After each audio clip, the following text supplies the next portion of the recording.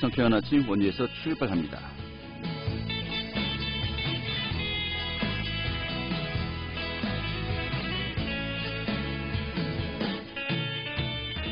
안녕하십니까. 7월 21일 화요일 아침 인사드리겠습니다. 상쾌한 아침 원주에서 출발합니다. 진행의 한태호입니다. 오늘 맑은 날씨 속에 덥게 했습니다. 강원 지역에 폭염주의보가 내려진 가운데 원주 낮 기온이 30도 안팎까지 오르게 했습니다. 낮부터 또 점차 구름이 거치면서요, 이 햇볕도 강하게 내리쬐면서 체감온도 33도까지 오르게 했습니다. 자외선 지수도 높겠다고 하네요. 정말 한여름 기온 보이는 오늘이 될 것 같습니다. 오늘 준비한 소식 살펴보도록 하죠. 강원도 평창, 영월, 홍천, 횡성 등을 관통하는 이 동해안 신가평 송전솔로 사업이 현재 추진되고 있는데요. 이 해당 지역 주민들의 반발도 상당합니다. 이런 가운데 이 서부 구간의 주민 의견 수렴을 위해서 협의체가 구성된다고 하는데요. 전체적인 상황을 좀 살펴보도록 하겠습니다. 또 원주 흥원면 새마을회의 효 음식 나눔 봉사 활동을 소개해드리겠고요. 또 평창군에 산부인과가 없죠. 그래서 임산부 및 가임기 여성을 대상으로 이 찾아가는 산부인과를 운영한다고 하는데요. 또 어떤 사업인지 오늘 소개해드리도록 하죠. 7월 21일 화요일 상쾌한 아침 원주에서 출발하겠습니다.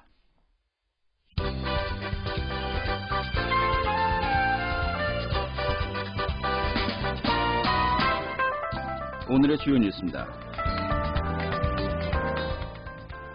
전국의 혁신 기업도시를 자족형 지역 성장 거점 도시로 발전시키기 위한 국회의원 모임이 출범합니다. 이광재, 송기현 의원 등 혁신 기업도시를 지역구로 두고 있는 더불어민주당 소속 국회의원 13명이 오늘 오후에 기자간담회를 갖고 공식적인 활동에 들어갑니다. 의원들은 지금까지 추진되었던 혁신 기업도시의 성과 공유를 비롯해서 지역 성장 거점 도시로 발전시키기 위한 활동 계획을 밝히겠다고 전했습니다. 강원 영서 지역의 친환경 수소에너지 거점 도시 구축을 위한 수소 충전소 건설 구축 사업의 부지가 횡성군 묵계리로 최종 결정되었습니다. 횡성군은 부지 적합성 평가 용역 결과 횡성은 묵계리 횡성농협 로컬푸드 판매장 부지가 강원 테크노파크의 수소 충전소 최종 장소로 결정되었다고 밝혔고, 이 충전소 건설에는 30억 원의 예산이 투입될 예정입니다. 코로나19 확산으로 문을 걸어 잠갔던 강원도 내 경로당이 재개방하고 있습니다. 이에 따라서 무더위를 피해서 갈 곳이 없었던 도내 어르신들을 위한 조치라는 긍정적인 반응과 감염에 취약한 어르신들의 집단 감염을 걱정하는 목소리도 동시에 나오고 있습니다. 오늘의 주요 뉴스였습니다.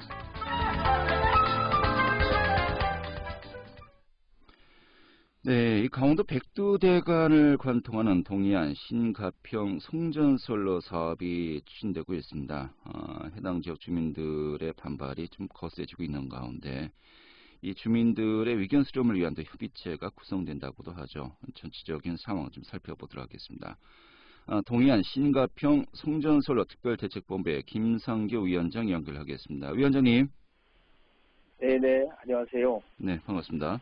반갑습니다. 예, 먼저 그 동해안 신가평 송전솔로 사업, 이게 어떤 사업인지 먼저 좀 전체적인 개요를 좀 설명해 주시죠.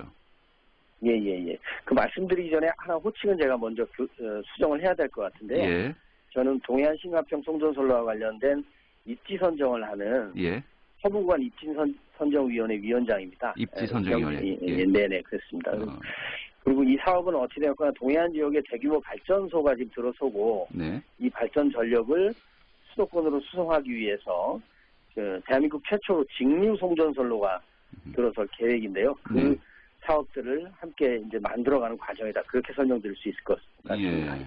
현재 동해안 지역에 이제 발전소들이 지어지고 있는데 몇 개 정도 되는 거죠? 지금 현재로서는 지금 더 들어설 것은 2개 정도 이야기가 되고 있고요. 예. 아시다시피 그 신한울의 경우에는 3, 4호기는 추가적으로 건설하지 않기로 얘기는 되어 있고요. 예. 현재 뭐 동해 삼척이라든지 또 강릉이라든지 이 발전소들이 이제 준공을 앞두고 있는데 여기에서 생산되는 전기가 이제 수도권으로 이제 보내야 되니까요. 그 송전솔로를 설치하겠다는 거 아니겠습니까? 예. 주로 화력 발전소들이죠. 예, 강릉 안인 화력, 삼척 화력, 예, 그렇게 알고 있습니다. 예, 석탄을 이제 떼는 것이 주 동력원입니다만은, 근데 이제 동해안에서 신가평, 그러니까 가평 지역, 이 강원도를 지나는 것이고요. 이게 이제 수도권으로 최종적으로 연결되는 거 아니겠습니까? 네네. 이 길이가 200km가 넘죠.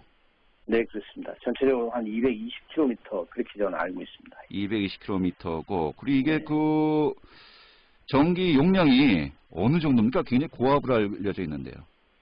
제가 미리 양해를 부탁드릴 것이 이제 저는 이런 것과 관련된 주민들의 의견을 수렴하고 네네. 갈등을 조정하는 역할을 하는 사람이라서 예. 전기나 전력산업에 대한 구체적인 전문가적 식견을 가지고 말씀드리기는 쉽지는 않을 것 같고요. 아니, 유 위원장님. 네. 아니, 주민들 간의 갈등 이제 조정하시는 건데, 아니, 제가 지금 가장 기본적인 질문 아닙니까? 송전선로 길이가 어느 정도인지, 네네. 여기에 그 초고압 이제 그 전기가 이제 지나가는데 어느 정도인지. 예. 이 정도는 제가 여쭤봐야죠. 예. 예. 당연한 전제 조건이라서 제가 말씀을 드리고요. 네. 전형적으로 이제 기존에는 가장 고압이 76만 5천 볼트 교류 송전선이었고요. 네. 지금 현재 동해안에서부터 시작해서 지금 이야기되는 것은 500kV 직류 송전선로입니다. 네, 500kV요. 이 정도면 네네. 상당한 이제 고압 아니겠습니까? 네네. 일반적이진 않죠. 예. 그리고 이제 송전철탑이 한 70개가 세워진 겁니까? 몇 개 정도 세워지는 건가요? 정확하게 숫자를 지금 특정하기는 어렵겠습니다만은 약 한 440기 정도 440개요. 예, 이야기되고 있고요. 높이가 70m 정도 되는 거죠? 네네네네. 기존의 76만 5천 볼트보다는 작습니다만은 네. 주민들이 보시기에는 뭐 작지 않은 크기죠. 예. 그렇군요. 자, 그럼 여기에서 그 입지선정위원회 위원장을 맡고 계십니다만 이제 그 입지선정위원회 이제 두 개 구간으로 나눠져 있어요. 먼저 이제 동부 구간, 또 지금 현재 우리 위원장님이 맡고 계신 건지 서부 구간인데. 네, 그렇습니다. 이제 그 위원회에서 전체적인 그 노선이라고 좀 그렇고요. 지나가는 경과 지역을 이제 그 선정하는데 상당히 또 역할을 한 거 아니겠습니까? 네네네. 이 동부 구간은 이미 다 확정이 된 겁니까?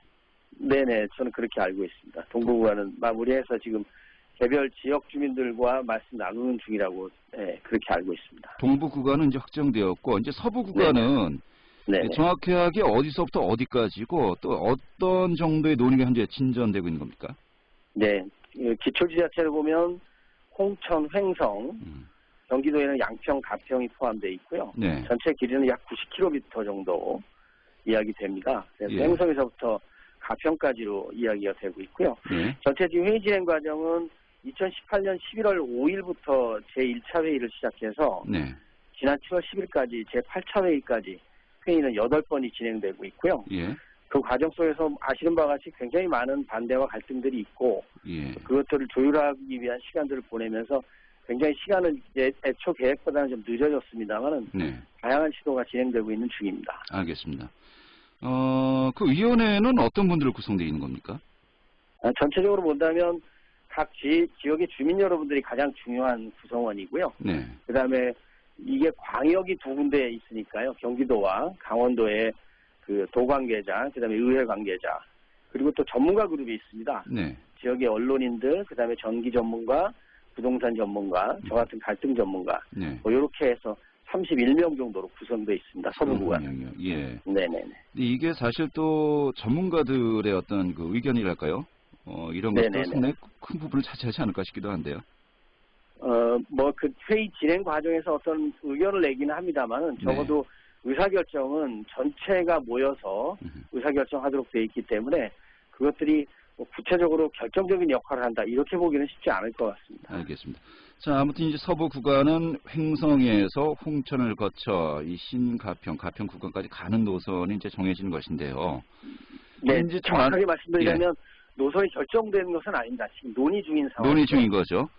아직 대역도 명확하게 결정된 것은 아닙니다. 그런데 이런 지적도 있습니다. 동부 구간은 확정이 되었거든요. 결국 동부 구간 그 지점에서 시작이 돼야 되는 거 아니겠습니까? 그러면은 그렇죠. 사실상 이미 뭐 거의 반 이상은 뭐 어차피 그 지나가는 노선이 좀 정해진 것으로 봐야 되는 거 아니냐라는 또 비판의 목소리도 있습니다. 어떻게 보십니까? 네네네. 당연히 또 주민 여러분들께서는 그렇게 말씀하실 수 있을 것 같고요. 예. 다만 입지선정위원회 실제 운영 과정에 참여해서 보신다면 누군가가 이미 그 선을 그어놓고 운영한다 이렇게 말씀드리기는 쉽지 않다는 거, 그렇게 될 수 없다는 건 명확히 아실 수 있을 거라고 생각합니다. 네. 전형적으로 선호도를 저희들이 측정을 해서 그 선호도의 개인들의 선호도를 모아서 대역을 결정하고 그 안에서 또 협의해서 경과 질을 선정하는 이런 과정들을 거치게 됩니다. 예.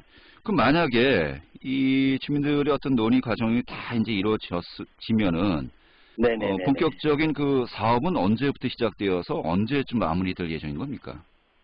지금 저희는 입지선정위원회 과정인데요. 적어도 전체적인 사업의 계획은 조금 더 그 기간은 여유가 있습니다만은 입지선정위원회 관련해서는 올해까지는 어느 정도 대역까지는 의논이 좀 돼야 되지 않겠나 그렇게 생각을 하고 있는데 이건 어디까지나 뭐 개인적인 생각이고요. 입지선정위원회는 위원님들의 의견에 따라서 결정되는 것이니까 뭐 그렇게 무조건 언제까지다 그렇게 말씀드릴 수 있는 사항은 아닙니다. 대략적으로 어느 정도 올해 말까지는 사업 일정상 입지가 뭐 대략적으로 정해졌으면 좋겠습니다만은 이게 좀 여러 가지 돌발 변수가 많으니까 장담할 수 없다. 좀 이렇게 이해하면 되겠군요. 네네. 이건 어디까지나 주민 여러분들의 의견을 수렴하는 기구이지 무조건 의사결정을 언제까지로 어떤 지역으로 결정하고 진행할 수 없다는 것은 뭐 아마도 잘 알고 계시려고. 알겠습니다. 근데 입지선정위원회가 주민들의 의견을 수렴하기 위해서 만들어졌다라고 말씀하셨는데 네네네. 또 주민협의회를 구성하기로 했어요. 네네네. 주민협의회. 이건 뭐 그러면은 이 위원회에서 주민들의 의견이 잘 수렴이 안 되었기 때문에 다른 기구를 만드는 겁니까? 어떻게 이해해야 될까요? 아시다시피 입지선정위원회가 서부구간의 경우는 약 90km고요. 네. 그다음에 광역은 2군데, 기초는 4군데입니다. 그렇게 돼서 한 번에 30명 이상이 모이게 되면 사실상 의논을 더 구체적인 그 지역에 정말 가까이 계시는 주민 여러분들의 의견을 듣고 정리하기는 참 쉽지 않은 구조입니다. 네. 그래서 각 기초지자체별로 홍천, 횡성, 양평, 가평 좀 더 주민 여러분들과 직접적으로 만나고 구체적인 정보를 공개하고 또 거기서 의견을 수렴하는 그런 단위가 좀 필요하겠다라는 것을 입지선정위원회 8차 회의에서 위원님들이 결정해 주셔서 각 지역별로 구체적으로 의견을 수렴하고 또 정보를 공개하는 자리를 만들자 뭐 그런 취지로 지금 진행되고 있습니다. 하지만 최근에 뭐 주민들이 이제 국회를 이제 항의 방문하기도 했었고요. 네네. 좀 이 부분에 대해서 반발의 목소리가 또 커지고 있거든요. 이게 그렇다면은 입지선정위원회 지금 아까 말씀하신 것처럼 제대로 주민들의 의견 수렴이 되지 않고 있는 거 아닌가라는 또 의견도 있습니다만 이건 어떻게 봐야 될까요? 네, 그래서 바로 이런 형태의 각 기초지자체별 주민협의회를 만들고 또 운영 소위원회라고 해서 좀 더 긴밀한 의견 수렴과 정보 공개의 과정이 좀 필요하지 않을까 싶습니다. 과거에도 입지선정위원회에 대해서 많은 비판적인 견해 중에 하나가 그 회의가 진행되긴 하지만 그 구체적인 내용들을 가까이 있는 주민 여러분들께 일일이 공개하기에는 사실상 구조적으로 쉽지 않은 부분이 있었고 지금 강원도에서는 그에 대해서 굉장히 많은 또 반대 의견이 있으신 게 사실이어서 이런 형태의 주민협의회를 구성하고 주민 여러분들과 이야기 나누는 공간과 시간을 좀 더 많이 만들어보자 뭐 이런 취지입니다. 예, 알겠습니다.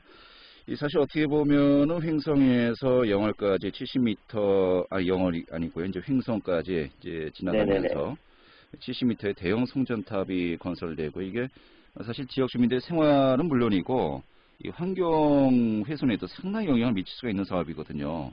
네, 다양한 이유로 고려가 필요한 사업입니다. 그렇죠. 이 부분에 대한 정보라든지 정말 꼭 해야만 되는 사업인지부터 시작해서 또 이 사업이 또 하게 된다면은 좀 피해를 어떻게 또 최소화시킬 수 있는지 주민들의 의견 수렴은 어떤 과정인지 좀 꼼꼼하게 살펴봐야 될 것 같은데요.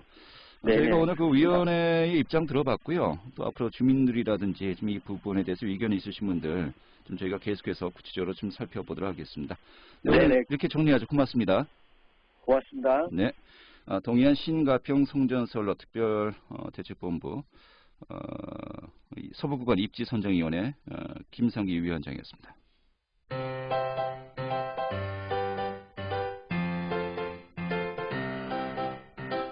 KBS 원주방송국이 유튜브 다시 듣기 서비스를 실시합니다. 매일 아침 강원 영서남부권의 뉴스와 정보를 전해드리는 상쾌한 아침 원주에서 출발합니다는 KBS 원주 라디오 유튜브 채널을 통해 다시 들을 수 있습니다.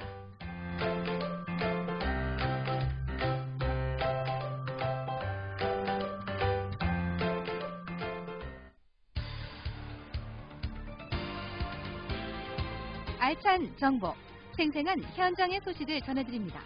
리포터 현장. 네, 원주시 흥원면 새마을회가요, 매년 이 불우이웃과 독거노인들을 대상으로 다양한 봉사활동을 진행해 왔었는데요. 자, 어제는 이 흥원면에 거주하는 어르신들을 모시고 휴 음식 나눔 행사를 진행했다고 합니다. 좀 오늘 리포터 현장 시간에 소개해 드리도록 하죠. 김민지 리포터 자리했습니다. 어서 오시죠. 네, 안녕하세요.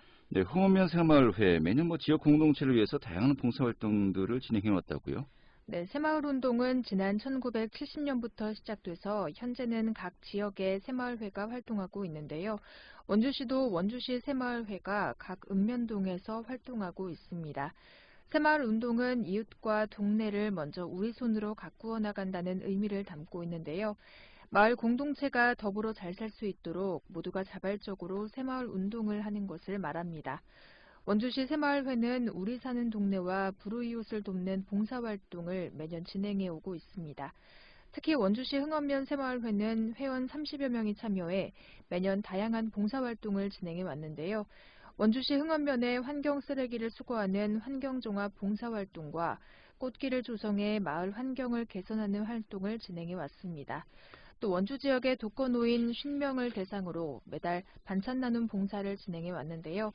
새마을 회원들이 여름부터 김장을 시작해서 준비된 김치를 독거노인에게 전달하는 김장 나눔 봉사활동도 매년 진행됐습니다.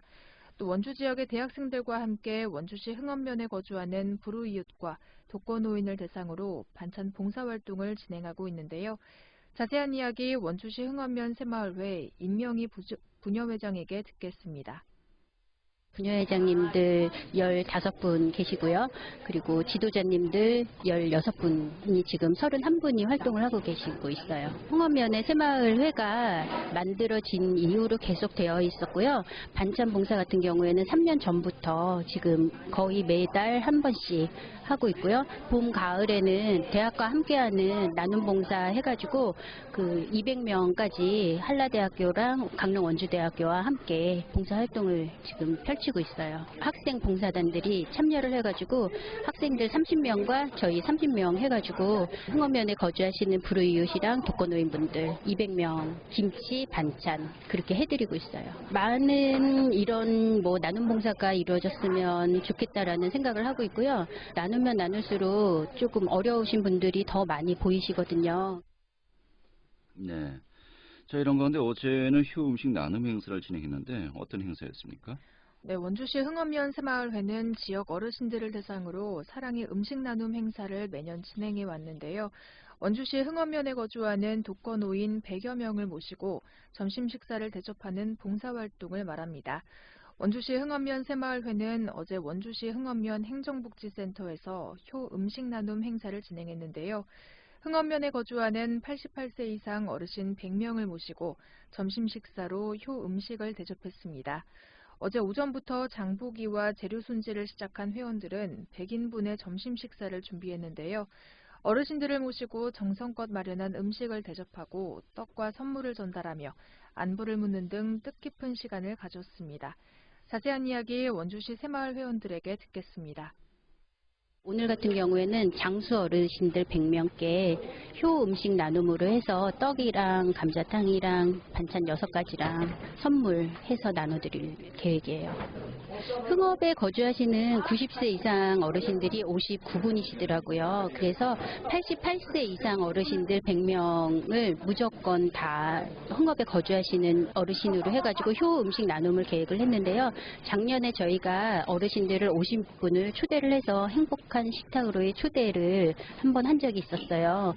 그랬는데 올해는 코로나 때문에 초대를 할 수가 없어서 지금까지 흥업 발전을 해서 그분들이 열심히 해주셨기 때문에 지금이 있다라고 생각을 해서 예, 100세 어르신께는 케이크까지 같이 선물을 오늘 같이 생일 축하 겸해서 해드리려고 하고 있어요. 저희가 정성껏 마련한 이 반찬으로 건강하게 코로나19를 잘 견뎌내시라고 오늘 봉사를 하게 됐습니다.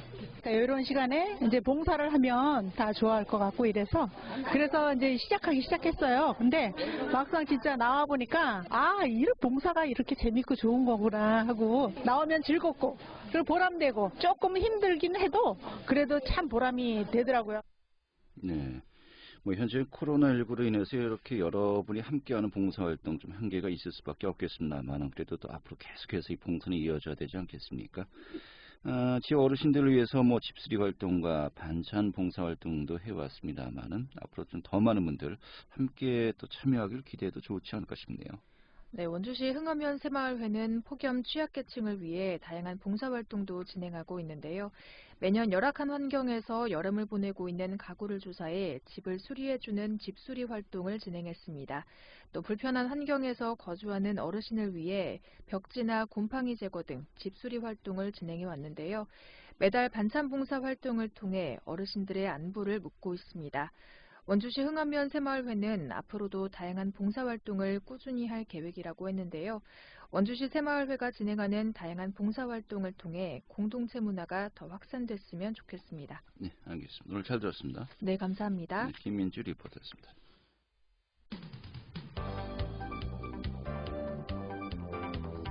생생한 현장, 유익한 생활 정보를 전해드리겠습니다. KBS 원주라디오 상쾌한 아침 원주에서 출발합니다를 함께하고 있습니다.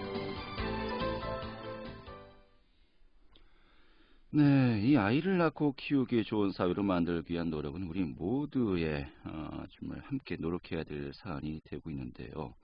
자, 그런데 이 아이를 낳기 참 힘든 지역도 상당합니다. 특히 평창군 같은 경우는 산부인과가 없어서요. 임산부 및 가임기 여성들이 큰 불편을 겪고 있죠. 이런 가운데 이 평창군에서요 찾아가는 산부인과를 운영한다고 합니다. 찾아가는 산부인과 어떤 사업인지 오늘 또 소개해드리도록 하죠. 평창보건의료원의 최정희 원장 연결하겠습니다. 원장님. 네, 안녕하십니까. 네, 반갑습니다. 네, 네 반갑습니다. 이 찾아가는 산부인과 이게 언제부터 시작된 겁니까? 네, 저희 강원도 지원 사업이 되겠습니다. 2010년부터 저희가 단계적으로 6개 시군이 참여한 것으로 알고 있고요. 저희 평창군은 2020년 7월 13일 처음 시작하게 되었습니다. 바로 이제 일주일 정도 됐군요. 예. 네, 그렇습니다. 네, 저희 사업 기간은 7월 13일부터 12월 28일까지 토탈 13차 운영으로 매월 둘째 주와 넷째 주 월요일에 2회에 걸쳐서 운영할 계획에 있습니다. 현재 저희 평창군을 포함해서 5개 시군이 참여하고 있습니다. 네. 이 사실 임산부들의 경우 이렇게 좀 자주 진찰을 받아야 되거든요.